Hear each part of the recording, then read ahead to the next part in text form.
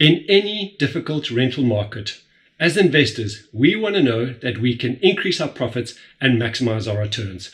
So what happens when a tenant comes to us and wants to negotiate a lower rental price? Well, I've got two different solutions to you that help you mitigate your risk but increase your profits, and I'll see you on the other side.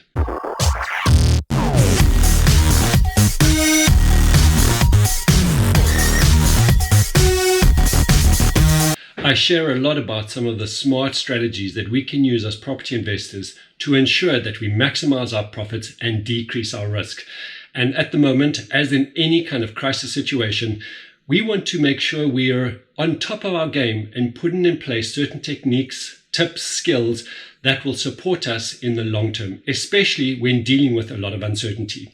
At the moment, we see in the market, and this could be true for any specific stage of any cycle in property investing, we're seeing where the tenant is coming to us with negotiation tactics or techniques in wanting to lower our rental market price.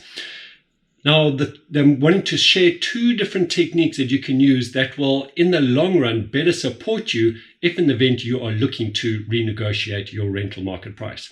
The first one is if, let's say, you are wanting to market your place for 30,000 Rand per month, and your tenant comes and says they cannot afford that, but they would prefer to they can offer to pay you, let's say, 28,000 Rand a month.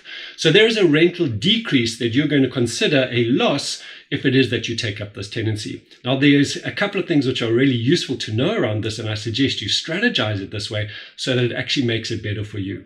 On the one hand, we're saying, yes, we would actually like a tenant because that means we're not going to have vacancy, right? We're not going to leave our house just standing empty while we're not generating profit. At the same time, if it is that we accept 28,000 Rand, we acknowledge that there's a certain risk.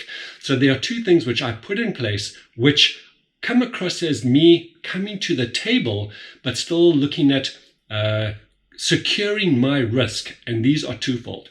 First and foremost, what I say is, okay, so we will take the accumulated discount, in other words, 2,000 Rand per month, which will therefore equal 24,000 Rand, right? 2 times 12 is 24. And what I'm going to do is I'm going to discount you the first month's rent for that amount. Right, so they get the full discount upfront, and therefore after that, the rent is still 30,000 Rand a month. Now, you might say, why am I going to do that? Well, why I want to do that is I want to ingrain in their brain that they are paying me 30,000 Rand a month. So although the discount over the whole year is brought up into that first month, it means that in their brain, they're going to still be paying 30,000 Rand, but the discount is going to be upfront. Secondly, when it comes to the annual escalation will be on the 30,000 Rand, not on the 28,000 Rand. That is a psychological power play, which for me is important because it means I'm going to get a bit more out of that.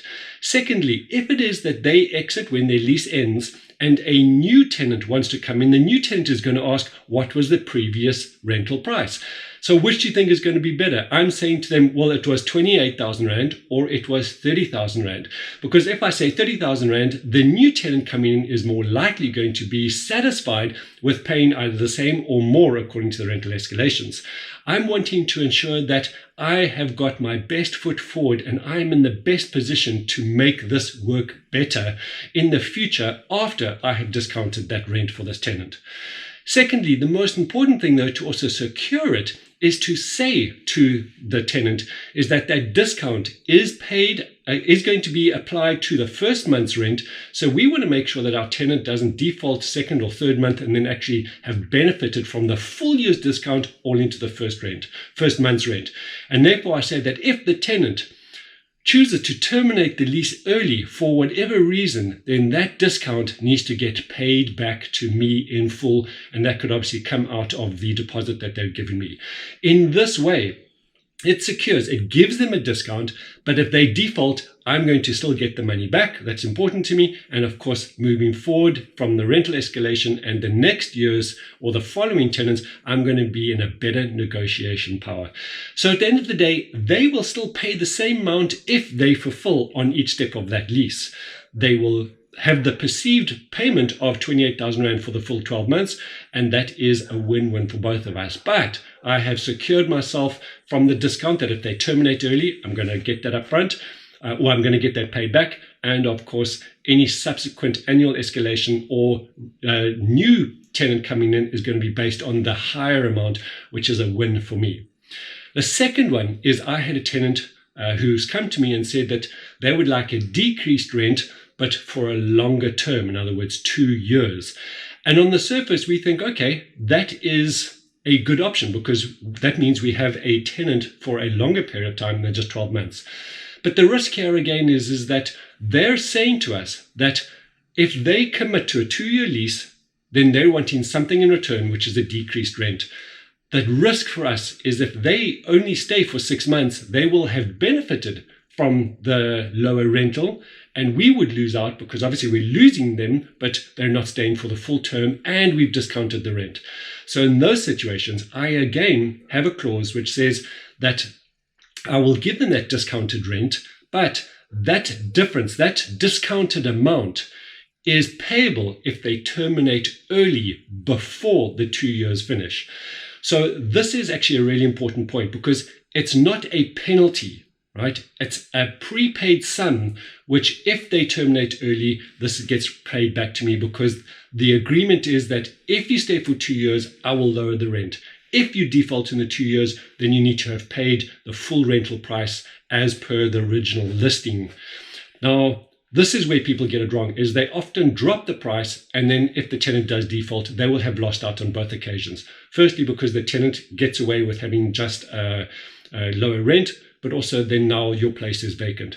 I know certain tenants who will negotiate exactly that to bring down the rental price, knowing that they're only going to stay for a few months, because then they have benefited, and of course you're the loser, the one losing out. So in this case, you put it into your rental contract that that amount is going to be payable or refunded back to the landlord in the event of early termination. But as I said, it is not a penalty. It is just an amount which needs to be refunded due to a cancelling of the contract. In many situations, I actually ask that that sum gets paid up front. In other words, in this case, if it was that I was saying 30,000 Rand and they offered 28, that 2,000 Rand difference, I say to them that I will, that amount needs to be paid up front, which will be kept as a deposit. In other words, just like a deposit in an interest-bearing account, but therefore I have control over that. And if they fulfill on their lease, then I can return that back to them, and obviously with interest. But if they don't, then I don't have to go and fight them for it, because that's one of the biggest challenges, right? Is us trying to fight for our money back when a tenant has defaulted or was left. I would like to have that up front.